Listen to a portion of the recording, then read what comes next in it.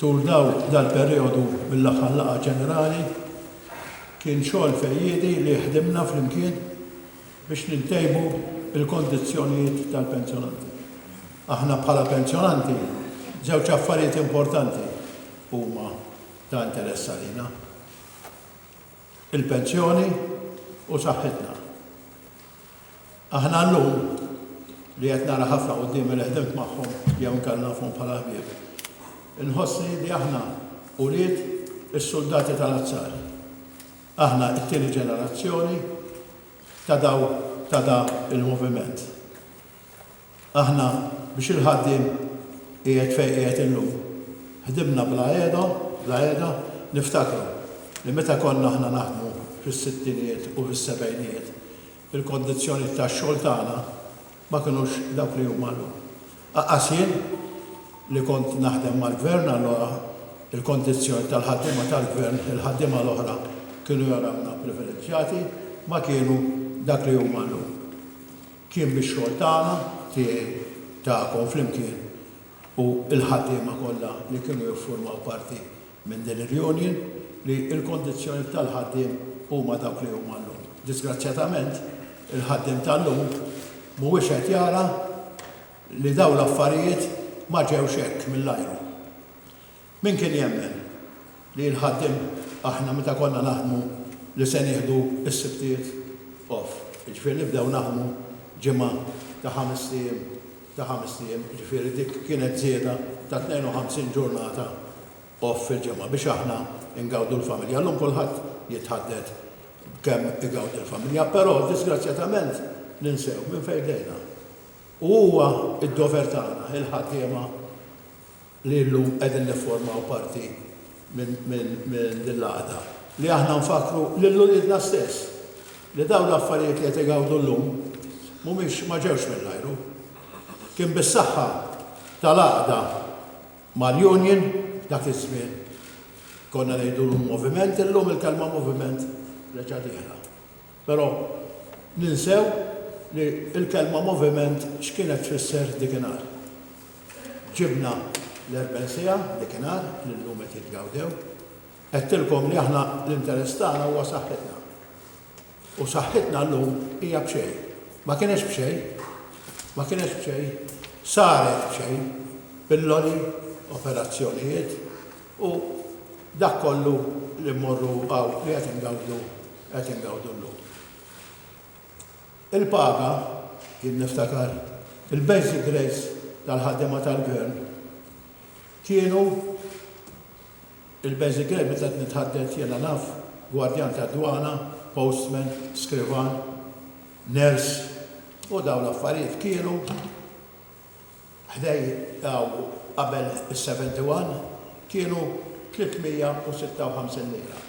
Meta saret ir-riorganizzazzjoni tal-gvern fis-74 kienu daw il-pagi tenu għal 996 lira dak iż-żmien. U ovvjament il-gradjola kienu kien.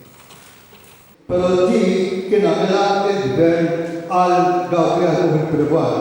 Però bħala ħassejna li għandna nagħmlu talba anka li din issir għal ħaddiema tal-gvern. U bil-pjaċir ngħidu li l-gvern kien laqgħa it-talba tagħna.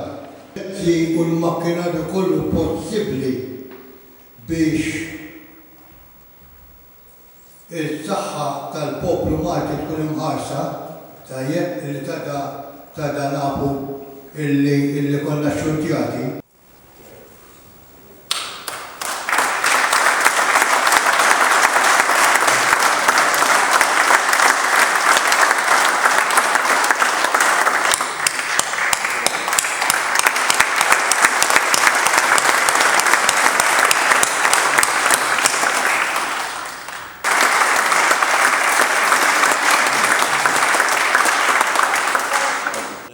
Dawk favur, kontra jidher li ma ħaġ. Nirringrazzjakom fil-waqt li nirringrazzja dawk il-membri. Jiena qiegħed biex nagħti s-servizz. Illum mhux ħanibżbu paġna ġdida bħal għada, imma paġna minn ktieb sħiħ. Għax ix-xogħol billi għamlet l-għaqda ħadd ma jista' jħassru. Għalhekk hija paġna minn ktieb. Ta' warajna mbagħad jikbu l-paġna minn warajna. Jiena naħseb perswas li huwa unur għalija. Għax din il-kariga qed tpoġġi ċ-ċirasa fuq il-kejk li ħad tkun l-aħħar ċirasa. Għax issa m'għandix karigi iktar x'nimla fil-General Workers Union. Għamilna 43 sena, kariga wara l-oħra, bdejna bħala shop stewards, membri l-karu, bħajla tilaj. U dejjem kull kari li kelli,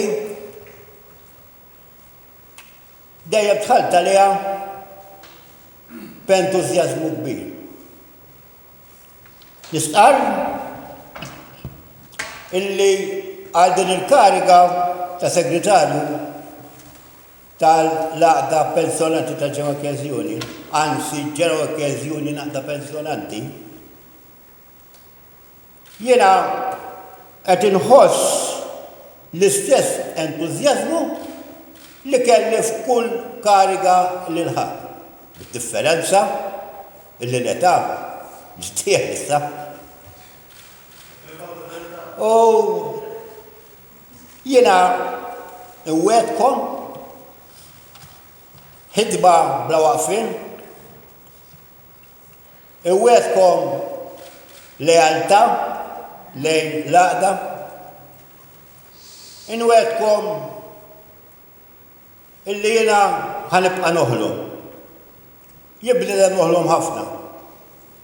Però mbagħad it-tajjeb li noħlom għaġġieli ħolom tħażin ukoll.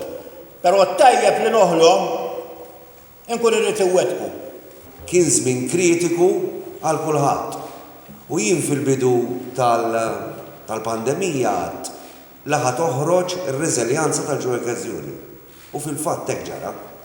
Bl-affarijiet kollha li ġraw waqt il-pandemija, bl-affarijiet kollha li għamilna, bl-affarijiet id-diskussjonijiet li kien hemm kull taqsima ħarġet ir-reżiljanza. Għax aħna ma ħdimniex biss fuq l-aspett mediku nazzjonali, ħdimna fuq is-saħħa u s-sigurtà f'kull post tax-xogħol, ħdimna kif ħajkompli għaddej ix-xogħol, għax meta aħna tkellimna mal-membri tagħna, l-inkwiet tagħhom ma kienx biss il-mart, imma jekk għada u pitada u se jkollhom impjieg minn fejn ħajjgħixu l-familja tagħhom.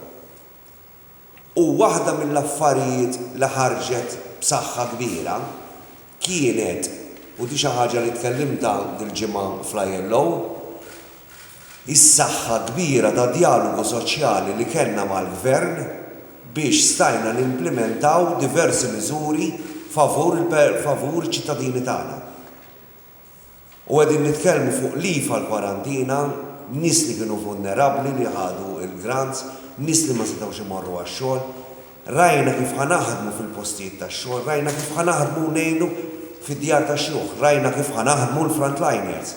U l-frontliners minix nitkellem biss dwar dawk il-ħaddiema fil-qasam tas-saħħa, imma l-frontliners kollha l-ħaddiema tat-trasport li ta' kuljum kienu qed iridu jmorru għax-xogħol, il-ħaddiema tal-Ene Malta li baqgħu jaħdmu mingħajr waqfien il-ħaddiema tal-Water Service Corporation. U rajna flimkien it-taqsimiet kollha u bħala kappal Ġeneral Workers Union kif ħankomplu mixin nitgħallmu pass li qegħdin nagħmlu, nitkellmu ma' sħab soċjali oħrajn, nitkellmu mal-gvern li kun promotur biex nibqgħu mixin. Però bħal kull għaqd oħra, il-Ġeneral Workers Union ġiet affettwata. U ġiet affettwata kellna nagħmlu restrictions, kellna nipproteġu lill-ħaddiema tagħna, kien l-ewwel obbligu tagħna li nibqgħu nagħtu servizz imma rridu nipproteġu lill-ħaddiema tagħna. U l-għaqda pensjonanti ġiet affettwata wkoll. Kellna żmien fejn diskutejna li kif l-Awtorità tas-Saħħa ordnat li jingħalqu, kellna nagħlqu wkoll. U tlabnihom kontra qalbna biex iżommu l-uffiċċju magħluq u jqogħdu d-dar. Mhux għax ridnihom jibqgħu id-dar, imma għax ridna nipproteġu s-saħħa tagħhom. U ħdimna biex nipproteġu s-saħħa ta' kulħadd. Tajna kuraġġ il xulxin biex naslu, kif qal is-segretarju, imma konna kawti. Però ma konniex qalbna maqtuha li xi darba ħanaslu. U fil-waqt li fil-bidu ma bdejniex naraw li hemm dawl at the end of the tunnel kif jgħidu bl-Ingliż. Dejna naħdmu biex naslu hemm. U ma qtajniex qalbna. U llum il-ġurnata għandna jiena l-erba' għamilt id-diskors tiegħi ġewwa l-Yellow, ġifieri din l-aħħar figura li kelli sal-erba'. 60% tan-nies adulti huma vvaċċinati kollha u 78% għandhom l-ewwel doża. L-Amerika l-erba' leħqet il-50% ta' dawk li ħadu l-ewwel doża. Jiġifieri il-mod kif ħdimna kien ta' suċċess għal ħaddiema kollha u għall pensjonanti kollha. L-għaqda ma jfissirx li ma kienx tkun hawnhekk preżenti ma komplix taħdem. U dan huwa xhieda mhux ir-rapport amministrattiv biss, għax fir-rapport amministrattiv hemm diversi proposti oħra li kontinwament l-għaqda tressaq kemm proposti għal budget, kemm proposti li ħarġu waqt il-pandemija biex ittaffi d-batija tal-anzjani.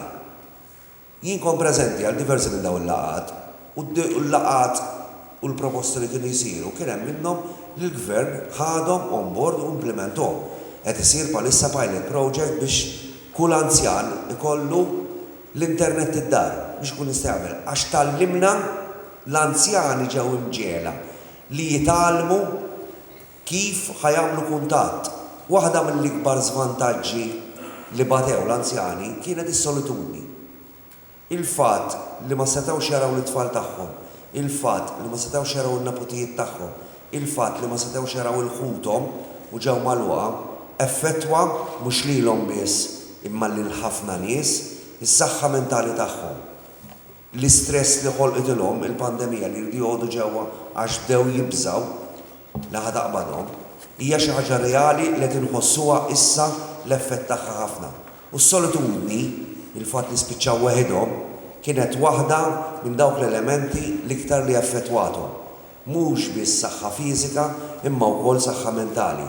U ħdimna fuq hekk biex issir outreach biex jitkellmu magħhom biex ma jħossuhomx eżolati. Fil-waqt li nipproteġuhom naraw bl-aħjar mod kif nistgħu ngħinu.